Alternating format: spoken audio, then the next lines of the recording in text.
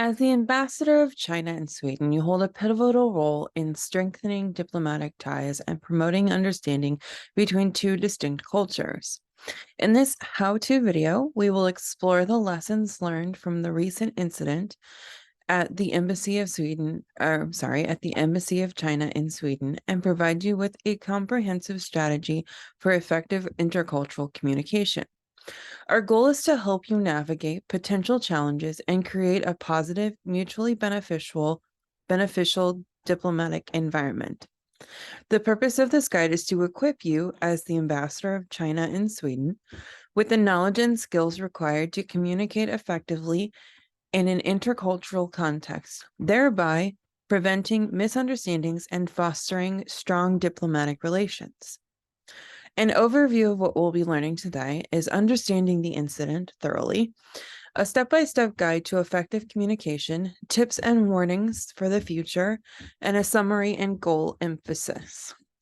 So to understand the 2021 incident, a notable incident unfolded at the Embassy of China in Sweden, bringing to the forefront the critical nature of effective communication in international diplomacy. This incident was characterized by a series of unfortunate misunderstandings and miscommunications that led to strained relations and garnered negative publicity on a global scale. It serves as a poignant reminder of the profound impact that missteps in communication can have in the realm of international relations and underscores the significance of learning from these past mistakes.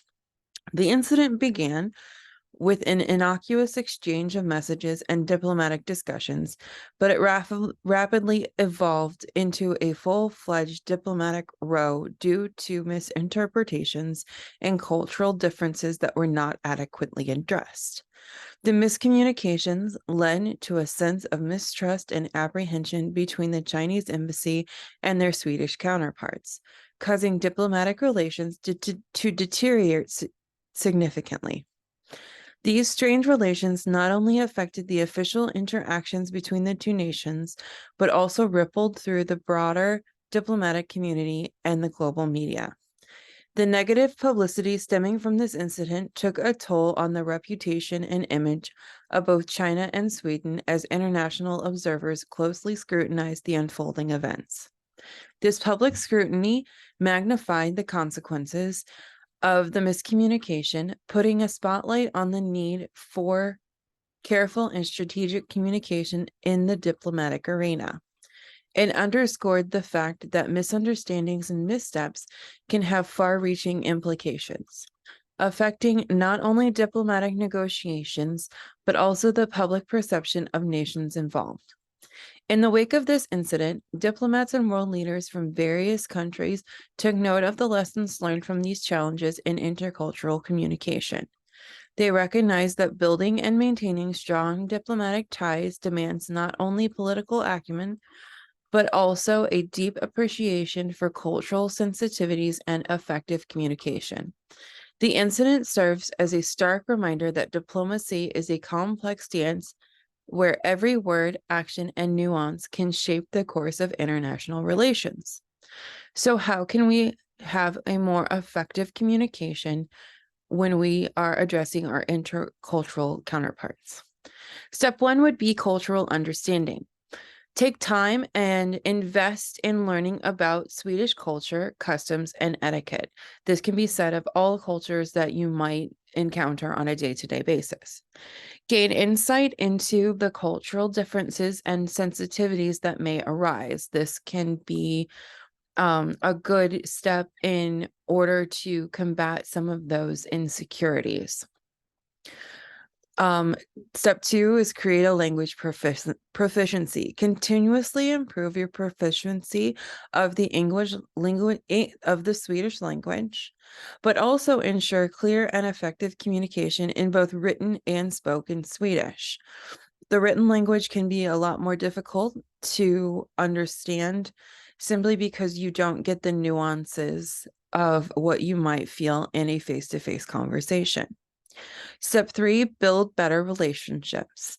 Invest in building strong relationships with Swedish officials and counterparts, and actively engage in cultural exchanges and diplomatic events. Again, this can also be said for other nations as well. The stronger your relationships are, the better that you are able to communicate with them. Step 4, transparency and openness. Promote transparency in your communication with both your Chinese and Swedish counterparts. This encourages an environment of open dialogue and constructive feedback. Finally, step 5, conflict resolution. Be prepared to address and resolve potential conflicts promptly and diplomatically, but also seek to find common ground and maintain a respectful tone in all interactions. Also, maybe don't go straight to pointing fingers. Tips and warnings. Be aware of cultural nuances. Pay attention to cultural cues and unspoken norms to avoid misunderstandings. Adapt to local customs. Participate in Swedish traditions and customs to build bridges and show respect.